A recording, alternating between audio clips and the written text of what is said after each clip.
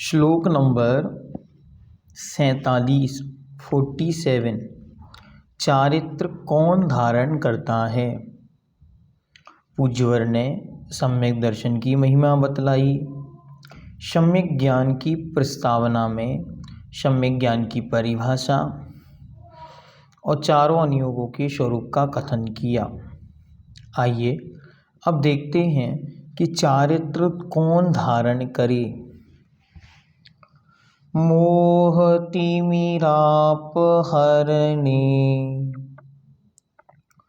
दर्शन लाभातवात्वसंज्ञानः रागद्वेष निवृत्तै चरणं प्रतिपद्यते साधु। मोह तिमिरापहरणे दर्शन लाभा दवाप्त संज्ञानः रागद्वेष निवृत्तै चरणं प्रतिपद्यते साधु। मोह तिमिरापहरणे, मोह अर्थात मोह, तिमिर मतलब अंधकार, मोह रूपी अंधकार के अपहरणे दूर होने पर, जैसे मोह रूपी अंधकार दूर हुआ।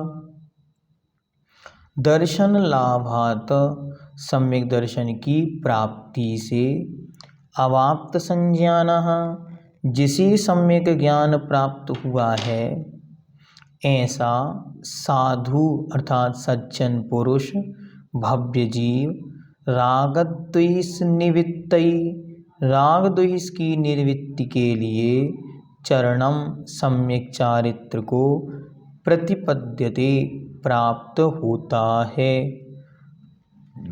मिथ्यात्व अर्थात मोह का तिमिर हटने पर सम्यक्त की उपलब्धि होती है। जैसे ही सम्यक्त प्राप्त होता है जीव का जितना ज्ञान है सब समीचीनता को प्राप्त होकर सम्यक ज्ञान बन जाता है। जब सम्यक ज्ञान उपलब्ध हुआ तब वह जीव राग द्वेष को दूर करने के लिए चारित्र को अंगीकार करता है कि जैसे जैसे मैं अपनी राग द्वेष को कम करूँगा वैसे वैसे मेरे मोक्ष का पथ प्रदर्शित होगा।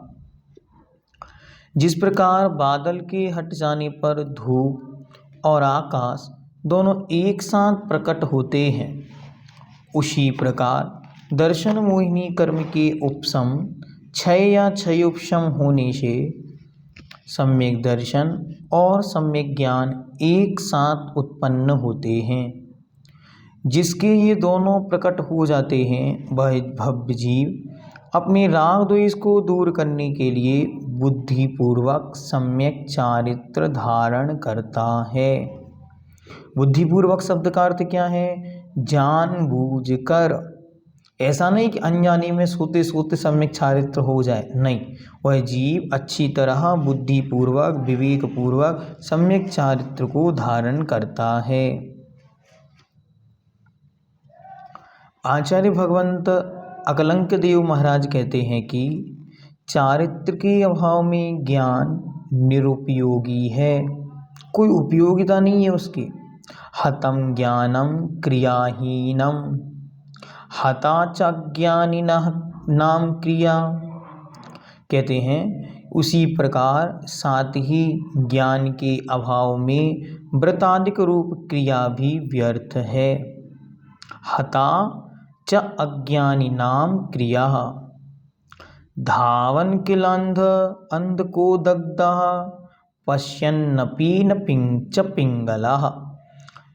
जिस प्रकार कोई जंगल में अग्नि फैल गई हो तब उसमें किल अंध को अर्थात अंधा मनुष्य जो नेत्रहीन पुरुष है इधर उधर भागता दौड़ता रहता है, परंतु उसे जंगल के बाहर निकलने का मार्ग ज्ञात नहीं होता। और कोई जीव लंगड़ा है, उसे मार्ग तो दिख रहा है लेकिन वह दौड़ नहीं पा रहा है, चल नहीं पा रहा है, तो आचार्य कहते हैं दोनों ही दग्धः, वहाँ जल जाएंगे, नष्ट हो जाएंगे। उपाय क्या है? उपाय यह है कि अंधा लंगड़े को अपने ऊपर बिठा ले, कंधे पर बिठा ले और वह मार्ग बताते हुए आगे बढ़ता चला जाए। जब वह चला जाएगा तो वह आगे आगे बढ़ते हुए अपने गंतव्य स्थान को पहुंच जाएगा।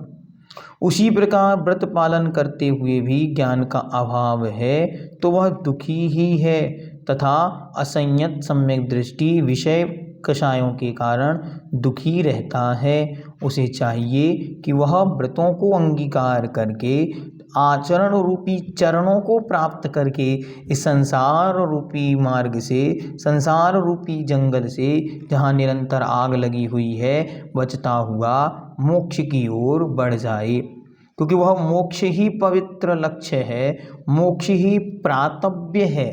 प्राप्तव्य मतलब जिसे प्राप्त करने योग्य है, सो वह निरंतर उस ओर बढ़े, सो अपने लक्ष्य की ओर अवश्य पहुँचेगा। हम सबको भी अपने जीवन में चाहिए कि सम्यक दर्शन और सम्यक ज्ञान की उपासना हमने की, अब हम अपने जीवन को चारित्र की ओर बढ़ाएं। थोड़े थोड़े नियम, व्रत, संकल्प अपने जीवन में अंगीकार करें, जिसके माध्यम से हमारा जीवन, हमारा चरित्र उज्ज्वल बने। ये निश्चित कर लें अपने जीवन में कि बिना व्रतों के, बिना चारित्र के ना कभी कोई मोक्ष गया है, ना ही कभी कोई जाएगा। जे पूरब शिव गए, जाहि अरु आगे जे हैं। ये बहुत अच्छी तरह इन पंक्तियों को याद रखना चाहिए। इसलिए बहुत अच्छी तरह चारित्र की ओर अपने कदम बढ़ें, ऐसा प्रयास पुरुषार्थ करना चाहिए।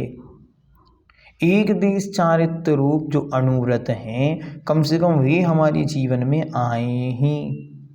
श्रावक के जो कर्तव्य हैं, आवश्यक हैं, उनका निर्दोष रीति से प्रतिदिन पालन हो।